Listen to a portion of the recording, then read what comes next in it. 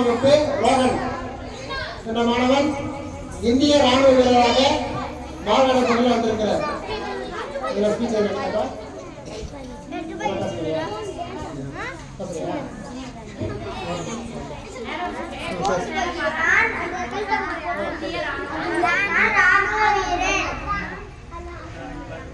என் பேர் ரோகன்.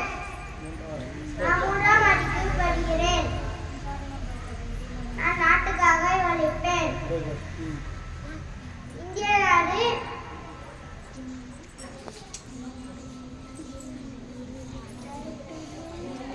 இந்திய நாடு நேசிக்கிறேன். இந்திய நாடு என் தாய்நாடு. சொல்றது காணி குறிப்பு